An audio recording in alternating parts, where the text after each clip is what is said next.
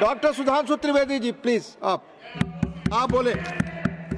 माननीय सभापति महोदय, आज इस पुराने वक्त की आखिरी रात में खड़े होकर इस नए वक्त के आगाज की नई सुबह के दिन मैं प्रधानमंत्री श्री नरेंद्र मोदी जी, हमारे अल्पसंख्यक मामलों के मंत्री किरण रिजिजू जी का मैं बहुत इस्तकबाल करता हूं।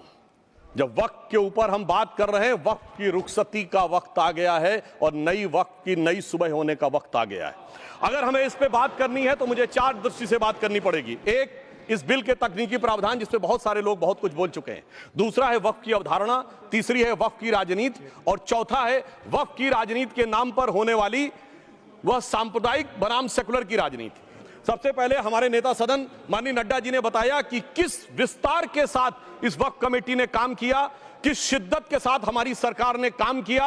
और चाहे वक्त कमेटी के जेपीसी के चेयरमैन हमारे उस सदन के सदस्य जगदम्बिका पाल जी रहे हों, हमारे मंत्री जी रहे हों, सबने जिस शिद्दत से काम किया है, तो उनके लिए मैं माननीय प्रधानमंत्री जी अपनी सरकार की तरफ से कहना चाहता हूं कि उन्होंने एक इबादत के भाव से काम किया है। तो मैं कहना चाहता हूं, इबादतों की तरह मैं ये काम करता हूं, अपने फर्ज को झुककर सलाम करता हूं।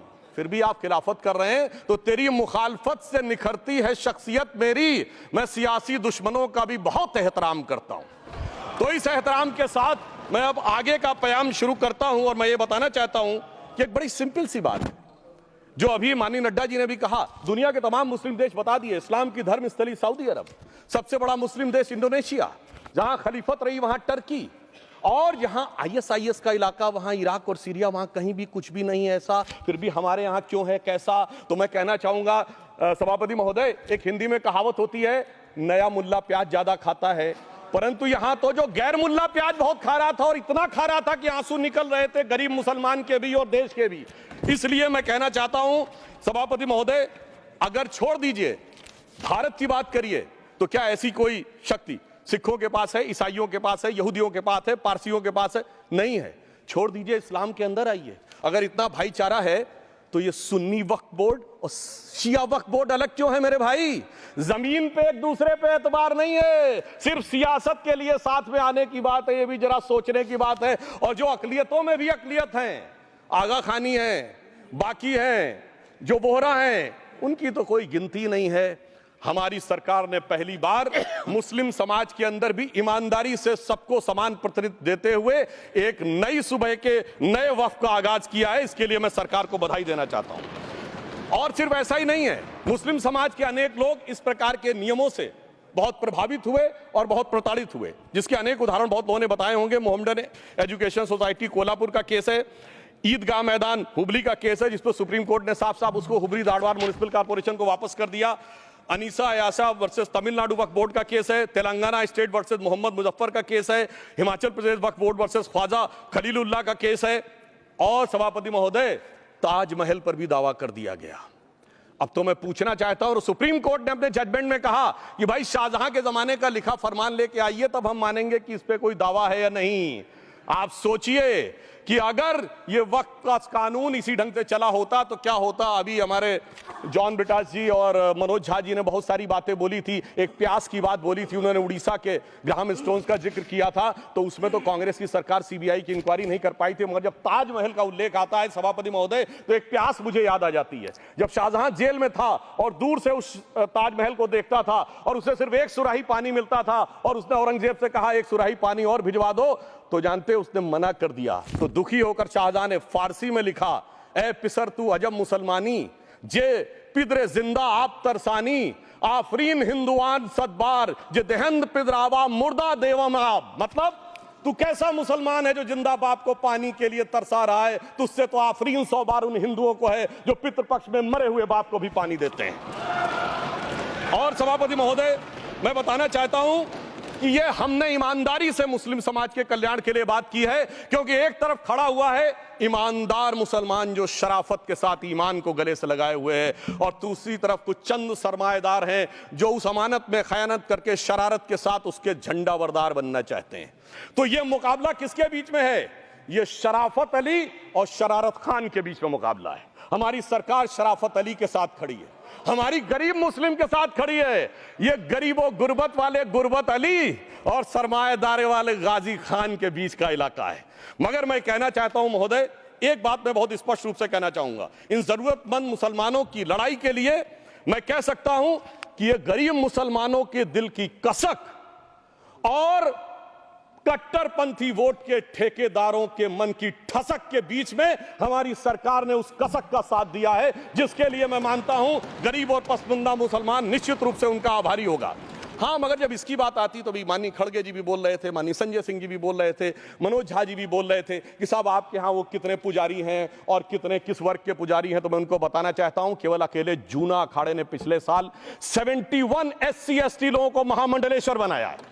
अरे आप तो हमारे सदन में बैठे हुए बाल योगी उमेश नाथ जी नहीं दिखते। वैसे तो कहा जाता है जात ना पूछो साधु की, मगर मैं बताना चाहता हूं विश्व हिंदू परिषद के 50,000 से अधिक पुजारी ट्राइबल्स में जो शेड्यूल कास्ट है जो काम कर रहे हैं। मगर मैं हद अदब से पूछना चाहता हूं, बताइए मुल्ला मौलवी मुफ्ती मुकर्रम बारी हाफिज में से कितने पसमंदा हैं? उसमें कितने जुलाहा अंसारी घोसी बताइए मिरासी कितने हैं? बाकी छोड़िए, पसंदला बोर्ड में है क्या? अरे वक्फ बोर्ड में है क्या? इसीलिए मैं कहता हूं खुद मियां फजीहत दूसरों को नसीहत।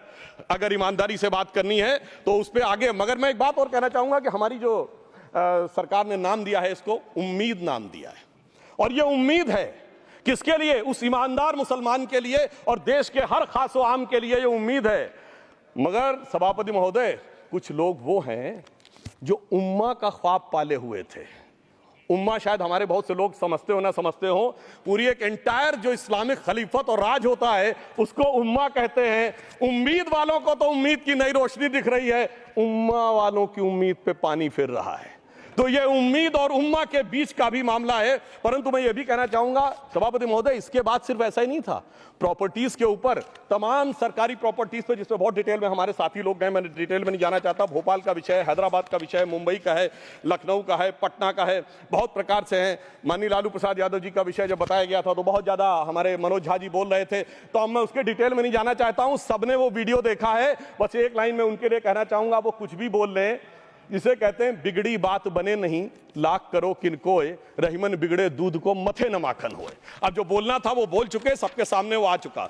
अब एक बात और है, दूसरे धर्म स्थलों के बारे में विषय आता है, तो मैं याद दिलाना चाहता हूं केरला के कैथोलिक चर्च ने 31 मार्च 2025 को जो लिखा, सिर्फ उसकी लास्ट की 2 लाइन बोलना चाहता हूं। We request the central government to get the amendment bill passed as early as possible so that the tears of thousands of suffering people in the place like Munambam can be wiped out only by a legal amendment that can provide a permanent solution to their suffering. We urge all the MPs from opposition party to support the bill so that the historic legislation can become unanimous. मगर सभापति महोदय, ये अल्पसंख्यकों की बात करने वाले जब अल्पसंख्यक की बात आती तराजू पे तौलते हैं, किसका वेट ज्यादा है, किसकी धमक ज्यादा है, किसकी खनक ज्यादा है, फिर तय करते हैं कि माइनॉरिटी के साथ आना है, किस माइनॉरिटी के साथ नहीं आना है। और मैं एक और बात कहना चाहता हूं, तमिलनाडु के तिरुचेरी मंदिर की बात आई, यमुनानगर में गुरुद्वारे की बात आई, केरल में क्रिश्चियन कम्युनिटी की जमीन की बात आई। बहुत सारे लोग प्लेसेस ऑफ वर्शिप के एक्ट की बात करते हैं, तो as per places of worship act Tamil Nadu का मंदिर का तो स्टेटस नहीं चेंज हो सकता भाई। 15 अगस्त 47 के बाद किसी प्लेस ऑफ वर्शिप का स्टेटस नहीं चेंज हो सकता, तो वक्फ बोर्ड को क्लेम फॉरफीट कर देना चाहिए, because it is in contrast to the places of worship act. परंतु अब सुनिए, यही गुरुद्वारे के बारे में भी होना चाहिए। मगर सभापति महोदय, चाहे वक्फ बोर्ड का एक्ट हो, चाहे प्लेसेस ऑफ वर्शिप एक्ट हो, एक ही को फायदा होना है, जिसे कहावत में कहते हैं खरबूजा छुरी पर गिरे या छुरी खरबूजे पे गिरे, आखिर में कटना भगवे रंग के खरबूजे को ही होता है। अब मैं यह भी बताना चाहता हूं कि इन संपत्तियों के द्वारा जो कुछ हुआ, उन्होंने इतनी चीजों को लिया है, इतनी चीजों को लिया है। एक पुराना उर्दू का शेर है कि मिटे नामियों के निशान कैसे कैसे, और ये जमीन खा गई आसमां कैसे कैसे। इस जमीन ने कैसे कैसे लोगों को अपने में समा लिया, इसकी तमाम तारीख गवाह है। अगर मैं इसमें बहुत डिटेल में जाऊंगा तो सदन का बहुत सारा वक्त जाएगा, परंतु मैं एक बात ये कहना चाहता हूं कि जब इतना ज्यादा आगे बढ़ गया तो फिर कोर्ट ने आगे इंटरवेंशन करना शुरू किया। मैं डिटेल में नहीं जाना चाहता हूं। अभी कार्तिकेय शर्मा जी ने बहुतों ने बोला सैयद फसल का case versus union of government, Allahabad high court के केस को कहा, मगर Bashir versus state of West Bengal case में उन्होंने बहुत क्लियर कट कहा है कि waqf is not a religion religious denomination in accordance with Article 26 of the Constitution, so the matter regulating to the restricting the economic, financial, political and other sectoral activities that may be associated with religious practice under Article 25(2)(a) of the Constitution can be regulated by the state. तो मुझे लगता है अब इसके बाद कोई किंतु परंतु का स्कोप नहीं रह जाना चाहिए। परंतु उसके बाद भी सभापति महोदय जो कानून को न माने, जो कहे संविधान को नहीं मानेंगे और जो ये कहे कि साहब अदालत के आदेश को भी नहीं मानेंगे, तो फिर इसका मतलब उसके मन में तो एक ऐसी बादशाही आ गई है। इसके लिए मुझे सभापति महोदय वो पुरानी वाली फिल्म अगर लोगों को याद हो तो मुगले आजम का वो सीन याद आता है कि जब अकबर ने अनारकली को कैद कर लिया तो सलीम कहता है जब्त मैं करूं जिसकी की जमीन वीरान हो गई है, जब्त वो न करे जिनके सिर्फ शौक के बाद चाहत को ठेस पहुंची है। ये जिल्ले इलाही की बादशाही नहीं बल्कि खुदाई है। मैं कहना चाहता हूं जो संविधान को न माने, कानून का न माने, इसका मतलब वो अपनी खुदाई में जी रहा है। तो ये वो लोग हैं। और वैसे मैं सभापति महोदय खुदाई से आजकल बहुत से लोगों को डर लगता है, क्योंकि जहां जहां खुदा है वहां वहां भगवान है, जहां जहां खुदा है वहां वहां भगवान है। बाकी आप सब बहुत बुद्धिमान हैं। अब मैं ये भी बात कहना चाहता हूं, और वैसे आखिर में उस अनारकली को कैद से छुड़ाने के लिए सलीम का एक हिंदू साथी दुर्जन सिंह ही आया था। मैं कह सकता हूं कि वक्फ की इस मुकद्दस जमीन को अगर कैद करके रखा है तो उन चंद लोगों ने जिनके दिमाग आज भी उन चीजों में भरे हुए हैं कि कोई समझता हम तो किसी जमाने में हुक्मरान वक्त थे, कोई कहता हुजूर नवाब थे, कोई कहता बादशाह आलमगीर थे, कोई कहता है बादशाह गाजी जिंदा पीर थे। तो नदीमुल हक साहब ने जो बोला था ना, किसी के बाप का हिंदुस्तान थोड़ी है, बिल्कुल मैं कहना चाहता हूं जिन्होंने इस देश के लिए खून बहाया उनके बाप का हिंदुस्तान है, उस गरीब मुस्लिम कारीगर के बाप का हिंदुस्तान है। पर जो ये कहते हैं कि आगरे का लाल किला किसके बाप ने बनवाया, आगरे का किला किसके बाप ने बनवाया, दिल्ली का किला किसके बाप ने बनवाया, हैदराबाद का चार मीनार किसके बाप ने बनवाया, उसके बाप का यह हिंदुस्तान नहीं है। और उसके बाद भी जो आप करना चाहते हैं, अगर इस रास्ते में आप कांटे बिछाना चाहते हैं, तो उनके लिए एक लाइन कहना चाहता हूं सभापति महोदय, तेरी तमन्ना है पर हम खार न बोने देंगे, खार कांटों को कहते हैं, तेरी तमन्ना है पर हम खार न बोने देंगे, तुझे हम राह की दीवार न होने देंगे, तू सबको रौंद कर आगे जो निकलना चाहे हम तेरी इतनी भी रफ्तार न होने देंगे। और इसीलिए हमारी सरकार ने इस विषय के ऊपर एक सही और सटीक प्रयोग करने का प्रयास किया है। मैं दूसरी बात यह भी बताना चाहता हूं, हमारे डीएमके के तिरुचि शिवाजी ने अनायास अकारण यह बात बोली थी कि उस समय जब जिन्ना का उल्लेख करते हुए उन्होंने कहा कि पार्टीशन के समय, तो मैं उनके सुलभ संज्ञान के लिए बता देता हूं, 1946 की कॉन्स्टिट्यूएंट असेंबली में मद्रास प्रेसिडेंसी में 30 आउट ऑफ 30 सीट जो थी वो मुस्लिम लीग ने जीती थी विद 95% ऑफ वोट्स, और एक भी मुस्लिम वहां के बाद बाहर नहीं गया। इसलिए मैं ईमानदारी से कहना चाहता हूं, फैक्ट को समझिए। और जो मद्रास प्रेसिडेंसी के मुस्लिम लीग के अध्यक्ष थे और पीजे पोकर साहब बहादुर और मोहम्मद इस्माइल, वही बाद में इंडियन यूनियन मुस्लिम लीग के अध्यक्ष बने, और उन्होंने 28 अगस्त 1947 को सेपरेट इलेक्टेड मांगे, जो कोई जाके कॉन्स्टिट्यूएंट असेंबली की डिबेट में पार्लियामेंट किया, आप वेबसाइट पे पेज नंबर 270 पे जाके पढ़ लीजिएगा। सरदार पटेल ने बड़े गुस्से में इस बात को कहा, अब जो हो गया सो हो गया, एक रात में दिल नहीं बदल गया, मगर अब देश के लिए कैसे आगे बढ़ना है उसके लिए ईमानदारी से आगे आओ। और खैर मैं अंबेडकर जी और पटेल जी के बहुत सारे वो कोट कर सकता हूं, सारी बातों को छोड़िए, मगर अफसोस की बात यह है सर कि अभी मनोज झा जी ने बोला था हम में से कोई शक है, कोई हूण है और ये करिए। अरे भैया जमाने चले गए, अब जेनेटिक सीक्वेंसिंग का जमाना आ गया है, और जेनेटिक सीक्वेंसिंग ने क्या प्रूव किया है, दुनिया के सबसे बड़े मुस्लिम देश इंडोनेशिया के राष्ट्रपति आए थे और राष्ट्रपति भवन में उन्होंने डिनर के दौरान कहा कि few weeks back I got my genetic sequencing done and I was told that I am an Indian GDN. अरे साहब कहां गुलामी की मानसिकता में पड़े हुए हैं सभापति महोदय। और यहां गुलामी की मानसिकता इस कदर पैबस्त है लोगों के दिमागों में, किसी सदन के एक सदस्य यहां विराजमान है, वो उस समय महाराणा सांगा का उल्लेख कर दिए। मैं ईमानदारी से कहता हूं एक भी इंडियन सोर्स में इसका उल्लेख नहीं है, सारे के सारे फॉरेनर्स और लुटेरों के सोर्स में उल्लेख है। इसीलिए मैं कहता हूं ये गुलामी के जिन्होंने गुलाम बनाया उनके सोर्सेस पे यकीन ना करिए। और वैसे थोड़ा सा आउट ऑफ कॉन्टेक्स्ट हो तो ये भी बोल दूं, हमारे सदन के बहुत सदस्यों को नहीं पता होगा, अलेक्जेंडर के आक्रमण का किसी भारतीय सोर्स में कोई उल्लेख नहीं है, होरस नाम के किसी राजा का उल्लेख नहीं है, सिर्फ और सिर्फ ग्रीक में है। इसलिए गुलामी की मानसिकता से बाहर निकलिए, तब इन चीजों को आप सही ढंग से समझने में सफल होंगे। मेरा अब यह भी अनुरोध अपने सदस्यों के साथ है। वक्त की अवधारणा के बारे में बहुत कुछ बोला जा चुका है कि ये ओरिजिनली कहां से आया, पर मैं इतना कहना चाहूंगा, सबसे पहले वक्त का उल्लेख आता है जब ससनिड एम्पायर को खलीफा उमर ने कैप्चर किया, तो आज का जो सदर्न इराक है उसके इलाके को उन्होंने वक्फ डिक्लेयर किया और वो स्टेट के द्वारा कंट्रोल होता था। स्टेट के बारे में माननीय नड्डा जी ने अभी बताया कि बड़े बड़े देशों में किस ढंग से होता था। सर सैयद अहमद खान ने भी वक्फ को मूल इस्लाम का हिस्सा न मानते हुए इसके लिए मुजार शब्द कहा है जो शरिया के अंतर्गत आता है, और इसी के लिए उन्होंने फतवा आलमगीरी को भी कोट किया था।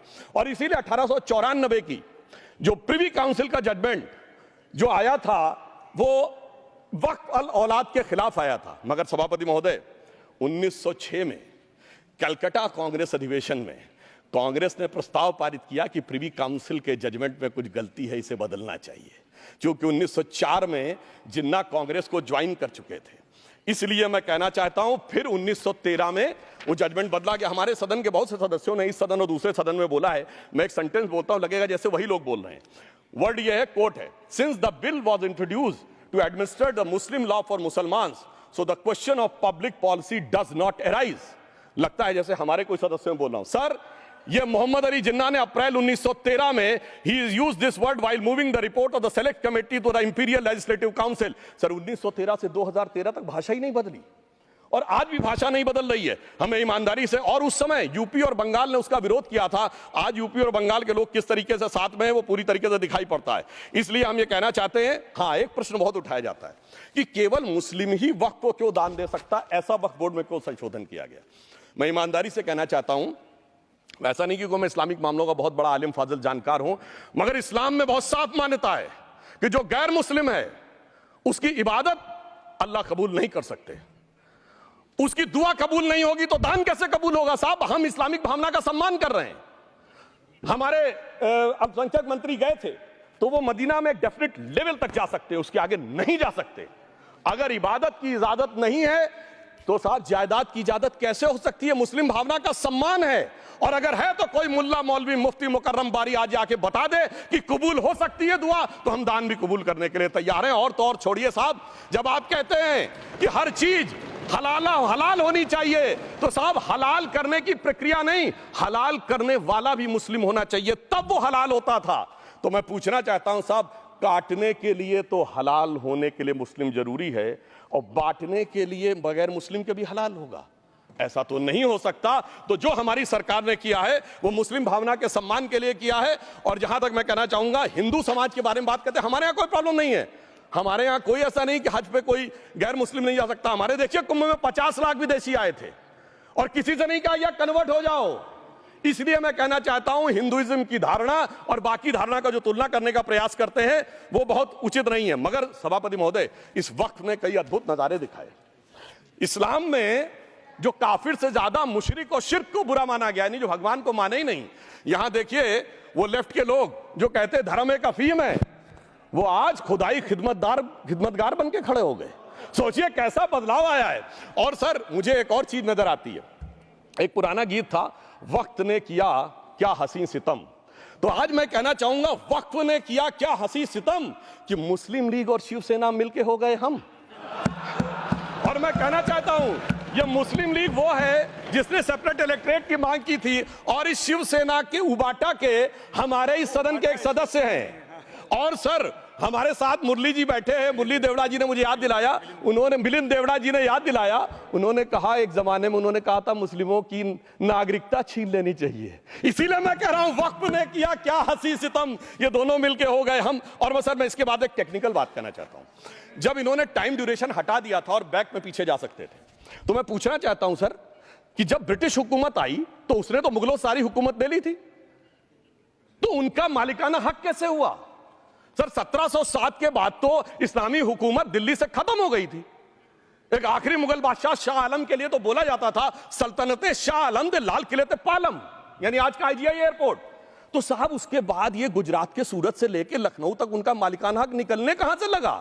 अरे भाई जब दिल्ली को कैप्चर किया था अंग्रेजों ने तो सारी जमीन अंग्रेजों की थी। तो जब मैं अपने कांग्रेस के मित्रों से पूछना चाहता हूं, ये जब गवर्नमेंट ऑफ इंडिया एक्ट में पावर डीड ट्रांसफर की थी तो पढ़े नहीं थे क्या, या खोखले कागज पर साइन कर लिए थे, या कागज सही था आप खोखला करने की बात है। मैं पूछना चाहता हूं, जब 250 साल तक वो हुकूमत ही नहीं रही तो उस हुकूमत के फरमान की लेजिटिमेसी कैसे हो सकती है। ये मैं कानून विदों के लिए भी एक फूड फॉर थॉट रखने की बात करता हूं। और दूसरी बात मैं कहना चाहता हूं, ये किन हुकूमतों की बात कर रहे हैं सभापति महोदय। अगर सूरत नगर निगम पे दावा है मुगल के जमाने का और तमिलनाडु के मंदिर पर अरकाट के नवाब का। सभापति महोदय, ये वो हुकूमतें थी जो जजिया लगाती थी, ये वो हुकूमतें थी जो जिम्मी का कॉन्सेप्ट रखती थी, ये वो हुकूमतें थी जो गाजी की बात करती थी। क्या भारत के संविधान में उन हुकूमतों के फरमान को सही मान्यता देना सही है? बिल्कुल गलत है। मैं कहता हूं बाबा साहब अंबेडकर के संविधान में यदि आप ऐसी हुकूमतों के फरमान को रखने की कोशिश करते हैं तो this is fraud on constitution. और हमारी सरकार ने अगर बैकडेट से वो बंद किया है तो उस फ्रॉड को रोकने की पूरी व्यवस्था की है। और यहां पर मैं ये भी कहना चाहता हूं सभापति महोदय, जमींदारी उन्मूलन 1948 में हो गया, मगर ये बाद में जमींदार कैसे क्रिएट हो गए? हमने बचपन में विनोबा भावे, हम लोगों के जन्म से बहुत पहले की बात है, विनोबा भावे जी के भूदान आंदोलन की बात सुनी थी, जिसमें जमींदारों से पैसा लेके जमीन लेके गरीबों को दी जाती थी। पर सभापति महोदय, कभी आपने सुना कि गरीबों की जमीन जमींदारों को मिल जाए? वो 2013 के बोर्ड ने वो व्यवस्था कर रखी थी। यानी वो भूदान आंदोलन था गांधी जी के शिष्य विनोबा जी का, तो आज के गांधियों के नेतृत्व में भू हड़प आंदोलन शुरू हो गया। अगर वो भूदान आंदोलन था तो ये भू हड़प आंदोलन था। इसलिए मैं एक और बात भी कहना चाहूंगा सभापति महोदय कि जिन हुकूमतों के फरमान की बात की जाती है, एक और फैक्ट है, इसको कोई अन्यथा ना ले, जितने मुस्लिम बादशाह अलाउद्दीन खिलजी के बाद उन्होंने बगदाद की खलीफा का खुतबा पढ़ा है।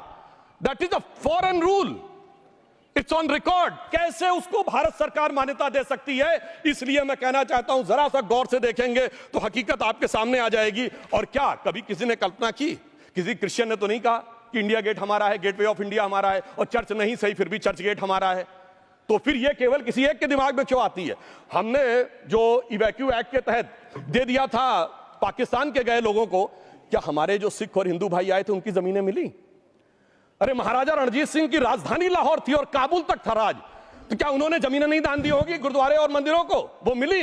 अरे वो तो छोड़िए, ननकाना साहब और करतारपुर साहब तक नहीं मिला था।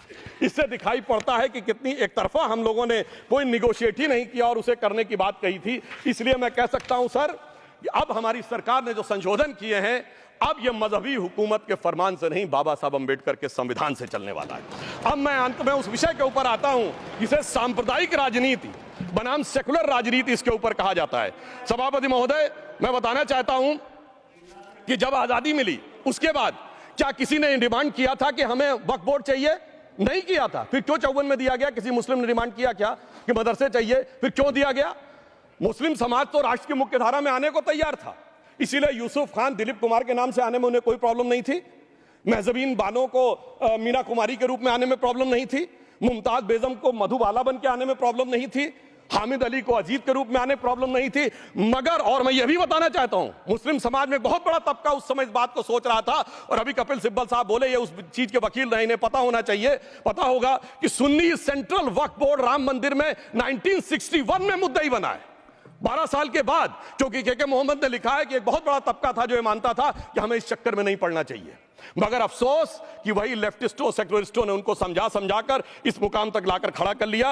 अब यहां मैं एक और बात कहना चाहूं, खैर छोड़िए उन सरकारों ने बाद में क्या दिया, मगर उसके बाद सुनिए, इंदिरा जी के जमाने में मुस्लिम पर्सनल लॉ बोर्ड आया, तो राजीव जी के जमाने में शाहबानो केस आया, तो नरसिम्हा राव के जमाने में 95 का एक्ट आया, तो मनमोहन सिंह जी के जमाने में 2013 का एक्ट आया, मगर इलाज नहीं निकला। तो इसे एक शेर में कहूंगा कि मरीजे सेकुलर इश्क पर लानत खुदा की, मर्ज बढ़ता गया जो जो दबा की।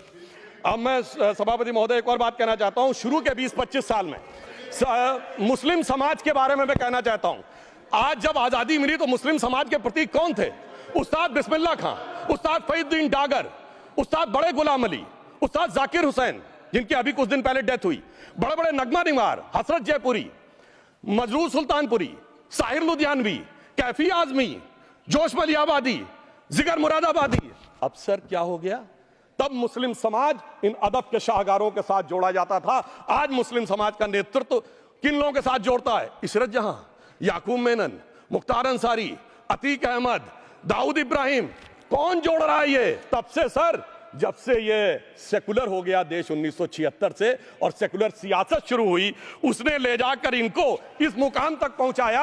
और इस वक्फ बोर्ड के बिल में भी जो बात कही जा रही है सर, मुस्लिम समाज को यह समझाया गया कि तुम्हें बीजेपी वालों को तुमसे बड़ी अदावत है, और कहा गया इनको बड़ी मोहब्बत है। जब यह देश आजाद हुआ, मैं उत्तर प्रदेश का रहने वाला हूं, उत्तर प्रदेश में 1931 की सेंसस में 8% रेट ऑफ डेथ थी और सैयद मुसलमानों में 24% थी। यूपी की ब्यूरोक्रेसी में 20% थे। आज कहां चले गए सब? मैं एक लाइन में कहना चाहूंगा, ये अदावत और मोहब्बत की सियासत में ऐसे फंसे कि किसी को किसी की मोहब्बत ने मारा, किसी को किसी की अदावत ने मारा, मगर इस शराफत अली को सेकुलर सियासत ने मारा। और मैं सभापति महोदय एक और बात कहना चाहता हूं कि चलिए बोलिए। Fauzia Khan, please one second, mike is there. Yes, ये बोल रहे हैं मुस्लिम समाज आज का इशरत जहां और फलाना टेररिस्ट के साथ नाम जोड़ रहे हैं। ये बिल्कुल आरोप है सर, इसको एक्सपंज करना चाहिए। ये समाज के साथ अन्याय है। ये बात आपको एक्सपंज करना होगा सर, ये बात को। एक honourable member, if you would carefully go through what Sudhanshu has said, I am sure you will appreciate his spirit. Just think for a moment. He has not cast any aspersions. Sudhanshu, go ahead. Time में जवाब दूंगा और उसके बाद ये हमारा सदन माने ना माने जो देख रहे होंगे उनके लिए कहना चाहता हूं, sir doctor APJ Abdul Kalam. One second. काहे परेशान? Vaiko ji, honorable member, Vaiko ji, oh my God, Vaiko ji,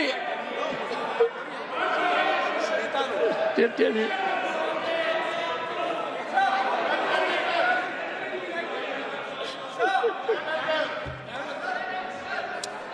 Honorable SM,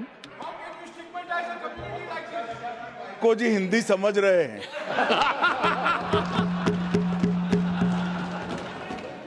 One second. Fauziya Khan, one second. First, I think. One second. Sir क्या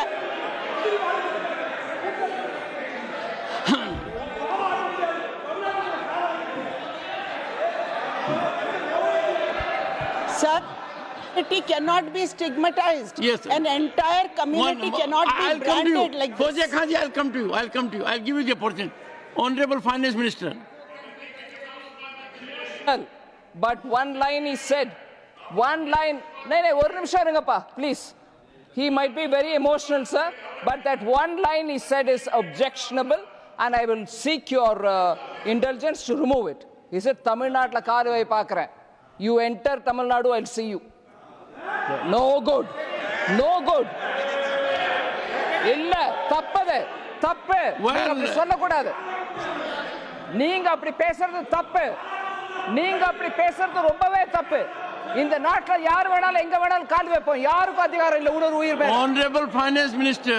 So sir, this is atrocious. You set foot in Tamil Nadu, take care. What is that language? We have a Home Minister after a long time who has brought about changes unthinkable. What he said, you can be fully assured. Yes, Honorable Home Minister. Yes, Jairam ji. Minister, Please. if the Yes, Honorable Finance Minister Honorable Member. has found a statement objectionable, Jairam ji, address the chair. the statement of the Honorable Member stigmatizing a whole community is objectionable. Oh. And what is worse is the chairman lending respectability to that view. Oh my. That is even worse. Honorable That is even Home worse. Minister. मान्यवर, सुधांशु जी ने मुसलमानों के लिए कुछ नहीं किया है, India alliance के लिए किया है। अब मैं एक एक कर बता देता हूं। अरे सुनो ना भाई, आप सुनो तो। अरे दिग्विजय सिंह सुनिए, मैं खड़ा हूं ना अपने पैर पर। मान्यवर, सुधांशु जी ने कहा इशरत जहान, यही एनसीपी पार्टी ने इशरत जहान के घर पर जाकर रुपयों का इनाम भी दिया था और उसको शहीद बताया था। दूसरा कहा अतीक अहमद किस पार्टी से थे? इंडिया अलायंस की। दूसरा कहा अंसारी किस पार्टी से? कांग्रेस और इंडिया अलायंस के। ये सारे नाम आपके साथ जुड़े हैं भाई। उल्टा उन्होंने तो मुसलमान कम्युनिटी से तो ढेर सारे शायरों का नाम दिया जिन्होंने साहित्य की सेवा की और ढेर सारे साहित्य की रचना की। मन Sudhanshu, please. He is not yielding now. Sudhanshu. सबसे पहले मैं तमिलनाडु का जवाब देना चाहता हूं। Yes. सभापति महोदय, तमिलनाडु से ही डॉक्टर एपीजे अबुल कलाम थे और मैं सारे सदन से कहना चाहूंगा डॉक्टर कलाम का नमाज जनाजा और याकूब मेनन का नमाज जनाजा एक ही दिन हुआ। कितने लोग याकूब मेनन के नमाज जनाजा में गए और कितने डॉक्टर कलाम के नमाज जनाजा में गए? डॉक्टर कलाम मेमोरियल पे कितने लोगों की फोटो है? दिखाएं मुझे, सोशल मीडिया पे पोस्ट की हो। मगर अफजल हालात का मारा था आपके एक मंत्री का ऑफिशियल ट्वीट है, वो इस सदन के सदस्य नहीं तो मैं नहीं बोल रहा हूं।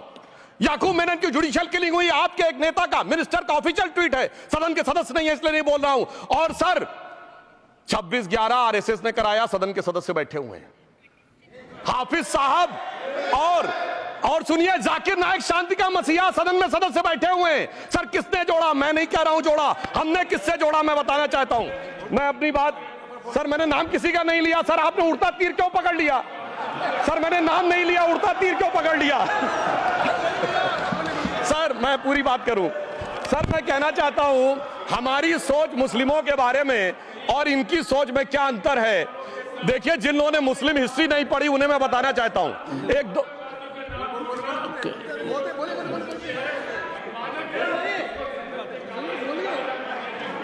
सभापति महोदय, मैं थोड़ा उन लोगों को इस्लामिक हिस्ट्री के बारे में बताना चाहता हूं। Honorable Digvijay Singh, please. No, I'll give a chance. I'll give. माननीय सदस्य, Honorable Digvijay Singh जी। माननीय सभापति महोदय, जो माननीय सदस्य ने एक बात कही है, मैं सुन रहा था डॉक्टर त्रिवेदी जी की बात। उन्होंने कहा था ऐसे ऐसे ऐसे मुसलमान हम लोगों के साथ हैं और वैसे वैसे मुसलमान इन लोगों के साथ हैं। बात यह है कि आपने जिस तरह से इस पूरी बात कही है ये घोर आपत्तिजनक है, अपमानित करती है और जो माननीय सदस्य ने भी मेरे बारे में भी कहा है मैं उनके निंदा करता हूं। Honorable Home Minister. Honorable Home Minister. Honorable Home Minister. एक second. Okay. One second. Your mic will be on. महोदय, मुझे ये सब कहने की जरूरत नहीं है, लेकिन जो गुजरात में दंगे और फसाद हुए कौन कौन उसके लिए जिम्मेदार थे बताइए। Honorable Home Minister.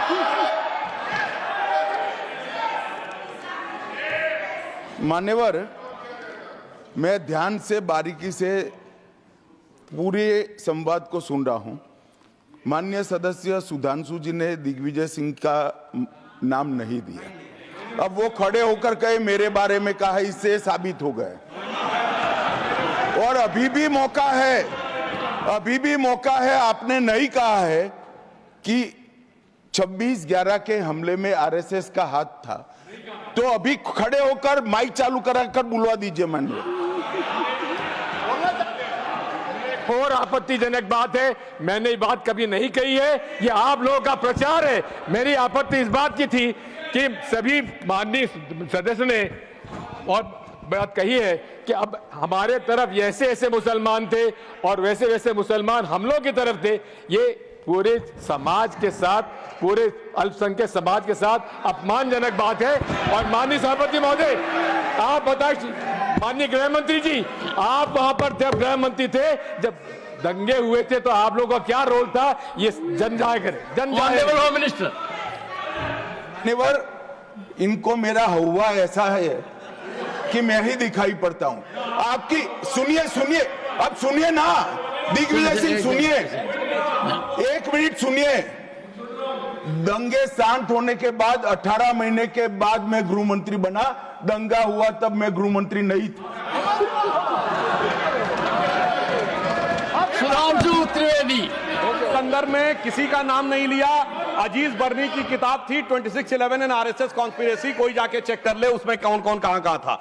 अब मैं मुसलमानों के बारे में कहना चाहता हूं, मुस्लिम समाज के लिए बहुत से लोग ऐसे हैं जिनको मुस्लिम समाज की हिस्ट्री नहीं पता है।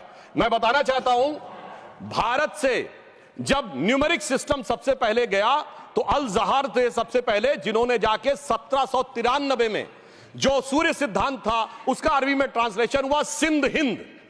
और हम बता रहे हैं हम किस तरह के मुस्लिम को साथ रखते हैं। डॉक्टर कलाम से बड़ा आलिम इस्लाम में साइंसदान नहीं हुआ, और आरिफ मोहम्मद खान साहब जो बिहार के गवर्नर हैं उनसे बड़ा आलिम फाजिल मुसलमान आज सियासी जमात में तो नहीं होगा, ये मैं दावे के साथ कह सकता हूं। मगर मैं बताना चाहता हूं सर, उसके बाद उन्होंने एक किताब लिखी, एक सर 10th सेंचुरी के मुस्लिम राइटर थे जिन्होंने किताब लिखी, उसका नाम था the compendious book of balancing and completion according to Hindu calculation, जिसको शॉर्ट में अल जब्र कहा गया, और वहां से अलजबरा निकला।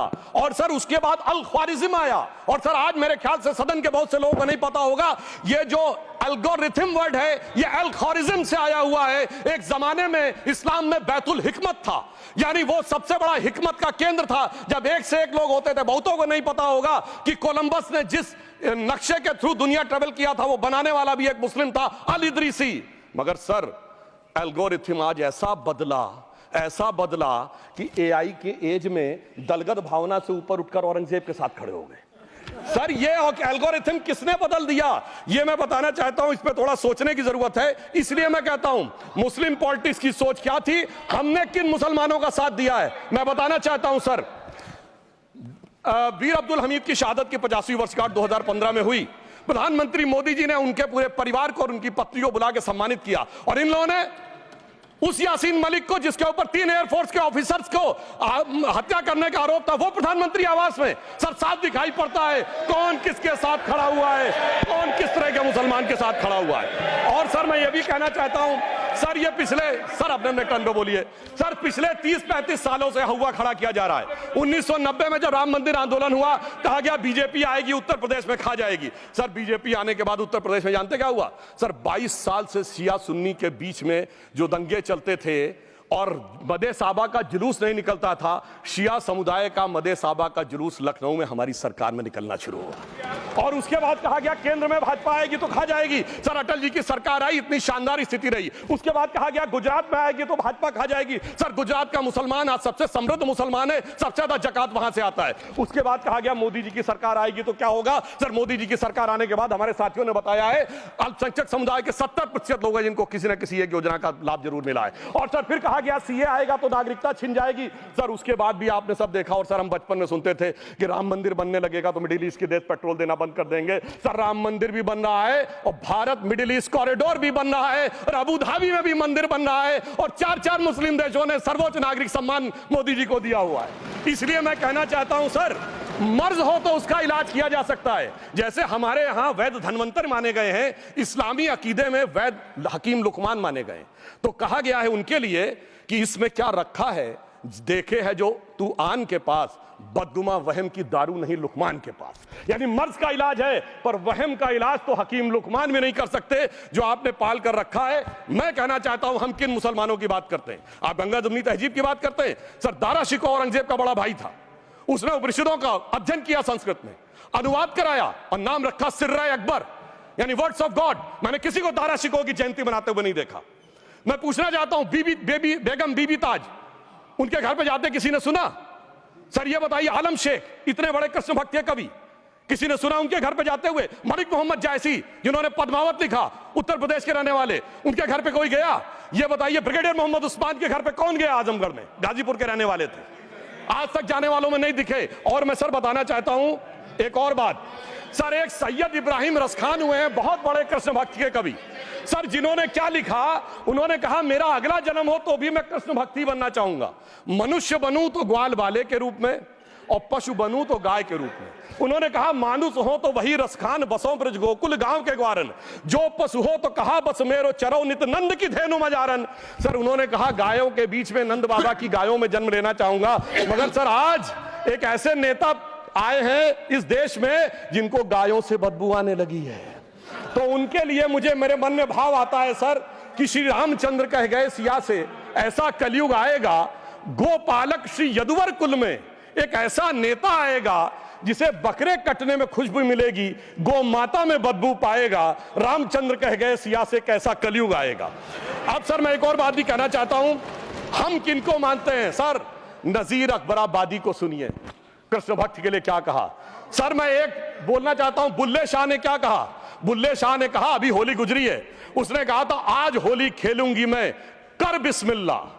उन्होंने आगे कहा, अलस्तु बिरबिकुम, प्रीतम बोले, सब सखियों ने घूंघट खोले, नाम नबी की रतन चढ़ी, सुनिएगा, नाम नबी की रतन चढ़ी और बूंद पड़ी अल्लाह अल्लाह, आज होली खेलूंगी मैं, कर बिस्मिल्लाह। तो मैं भी कहता हूं अब बिस्मिल्लाह करिए और उसके बाद हमारे इस सहयोग करिए, इस सकारात्मक उसका, वरना अल्हम्दुलिल्लाह जो हम मुसलमानों के लिए और देश के लिए करना चाहते हैं उसमें हमें सफलता जरूर मिलेगी। अंत में मैं सिर्फ यह कहना चाहता हूं सर, तमाम प्रकार की बातें यहां पर हुई, सकारात्मक और नकारात्मक, मगर अफसोस की बात यह है कि 1913 के वक्फ वाल औलाद से लेके 2013 के वक्फ वाल औलाद तक इनकी फितरत नहीं बढ़ती, क्योंकि सर ये तो पार्टियां ही अल औलाद हैं, तो इनको तो उससे बहुत ज्यादा वो होगी। पर मैं सिर्फ अंत में कहना चाहता हूं सर, अपनी सोच बदलिए। आप जिस कश्ती पे सवार होकर इस दरिया को पार करने की कोशिश कर रहे हैं, पिछले 75 साल में नहीं कर पा रहे हैं, 10-12 साल में बहुत हिचकोले खा रहे हैं, तो कश्ती और रास्ता बदलिए। तो इनके लिए अंत में एक पंक्ति कहते हुए बात समाप्त करना चाहूंगा कि इन्होंने कश्ती भी नहीं बदली, दरिया भी नहीं बदला, पर इन डूबने वालों का जज्बा भी नहीं बदला, पर है शौक सफर ऐसा, एक उम्र हुई हमने, मंजिल भी नहीं पाई, रास्ता भी नहीं बदला। अब अगर नई मंजिल पानी है, नई मंजिल की नई सुबह देखनी है, तो मैं कहना चाहता हूं आइए सबको साथ लेकर चलिए। और एक ऐसा वक्त आया है जब मैं जो हमारे किरण रिजिजू जी ने कहा था कि मैंने एक शम्मा जलाई हवाओं के खिलाफ, तो मैं प्रधानमंत्री मोदी जी की तरफ से कहता हूं कि हमें इल्जाम मत दीजिए, बहुत अफसोस होता है, हमें इल्जाम मत दीजिए, बहुत अफसोस होता है। बड़ी तरकीब से कश्ती यहां तक लेके आए हैं और बदल देते हैं हम दरिया की लहरें अपनी हिम्मत से, आंधियों में भी अक्सर चिराग हमने जलाए हैं। धन्यवाद।